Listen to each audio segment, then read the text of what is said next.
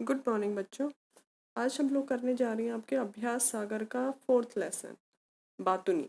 तो इसमें आपका अभ्यास का जो टॉपिक आया हुआ है इसका व्याकरण वाला वो है आपके उपसर्ग और प्रत्यय।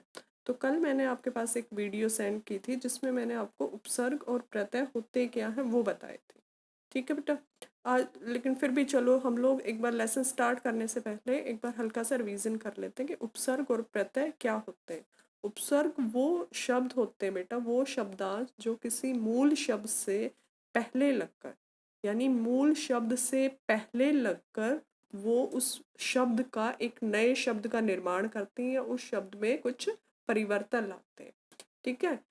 मूल शब्दांश से पहले लगकर शब्द में परिवर्तन लाने वाले या एक नया शब्द बनाने वाले जो हैं वो होते हैं उपसर्ग।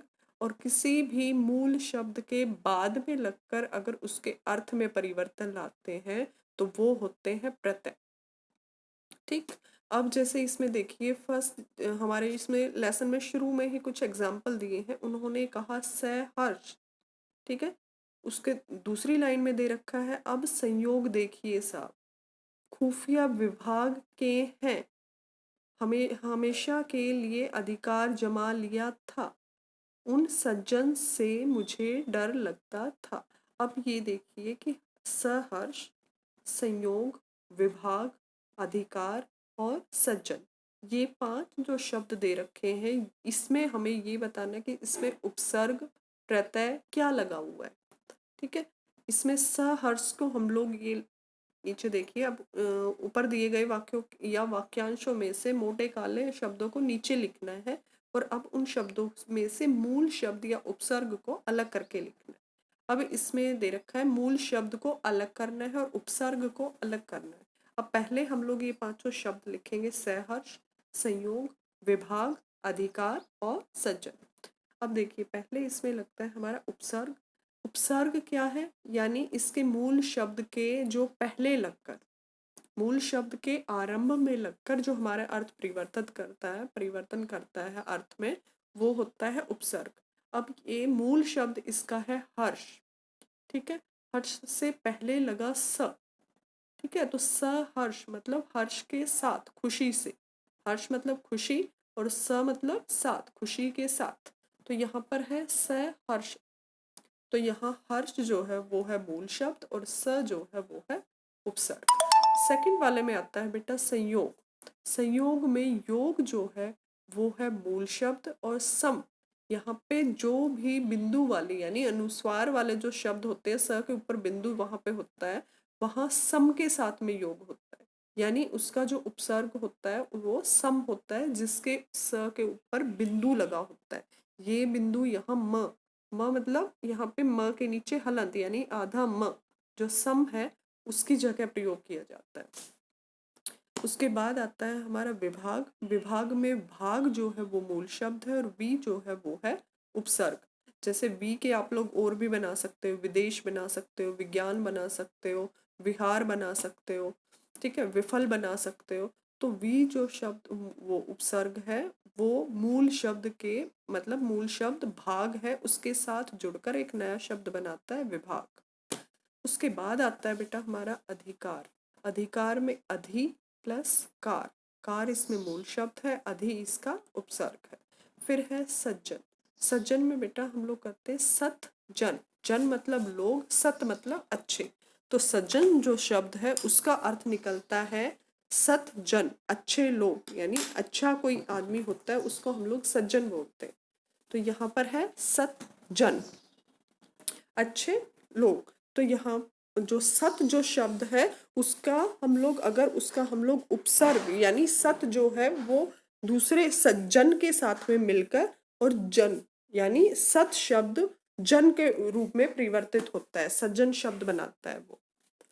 उसके बाद आता है हमारा दूसरा क्वेश्चन।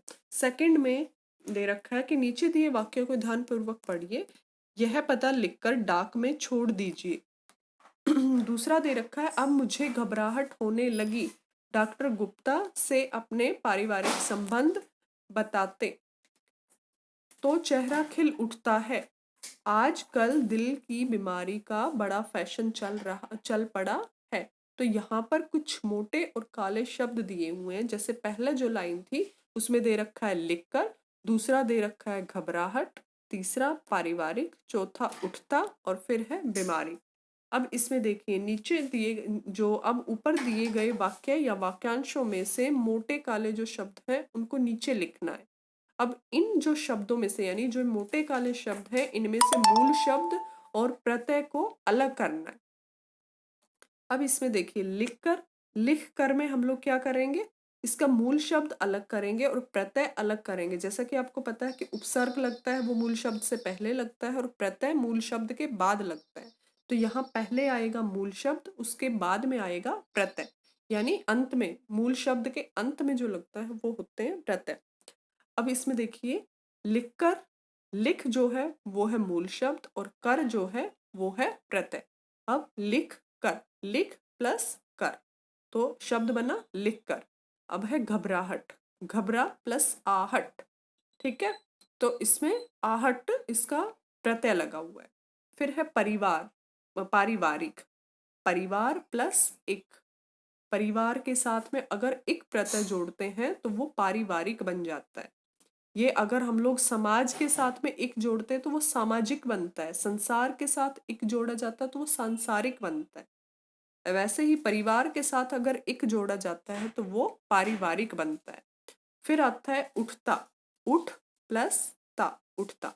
बीमार प्लस ई, बीमार जमा ई, बीमारी, ठीक है। जैसे उसमें मैंने आपके पास जो वीडियो सेंड की थी उसमें मैंने दिखाया था कि गर्म के साथ में अगर ई लगाते हैं तो गर्मी हो जाता है, पहाड़ के साथ लगाते हैं तो ई लगाते हैं तो पहाड़ी हो जाता है, पड़ोस के साथ अगर ई लगाया जाता है तो पड़ोसी हो जाता है। तो वैसे ही बीमार के साथ अगर ई लगाते हैं तो वो हो जाता है बीमारी। अब ये देखिए नीचे इसमें दे रखे हैं आपकी परिभाषा, इसमें पूरी करनी है, यानी उपसर्ग और प्रत्यय की जो अधूरी परिभाषा उसको पूरा करना है।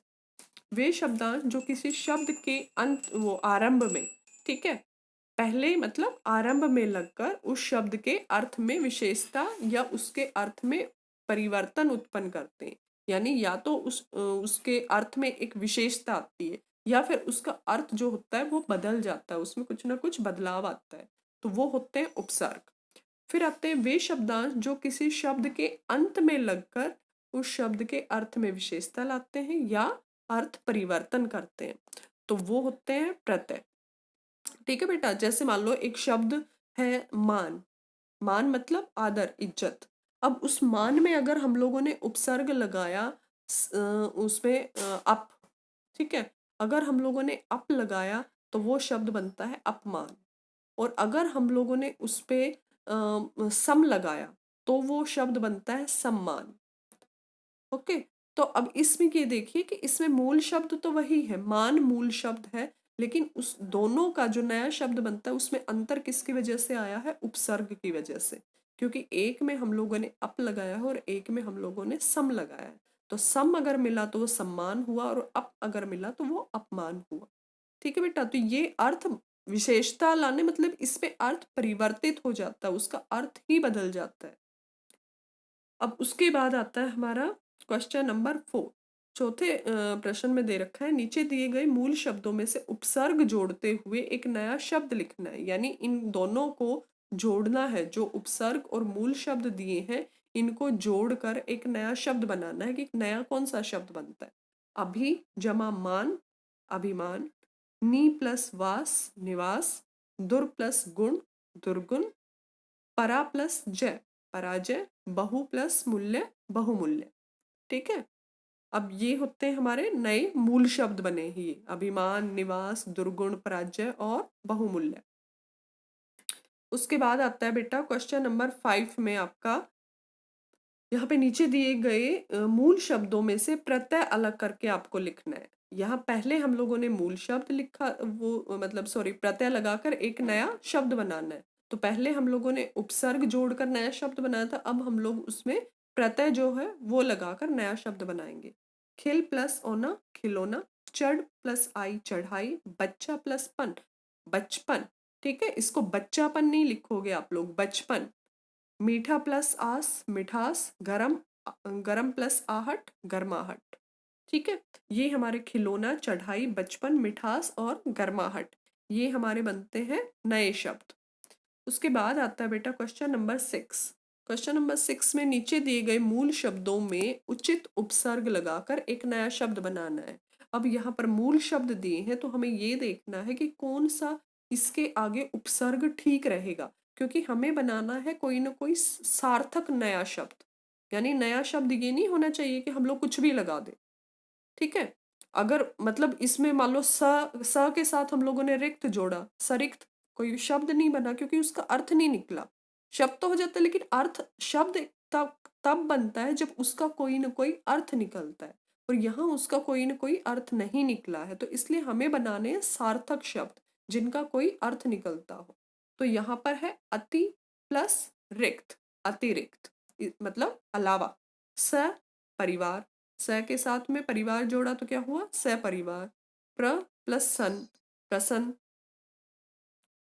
अ प्लस ज्ञात, अज्ञात। अन प्लस पढ़, अनपढ़। ठीक है, अनपढ़। तो यहाँ पर नया शब्द बनता है अनपढ़। ऐसे ही इसमें देखिए क्वेश्चन नंबर 7। अब हम लोग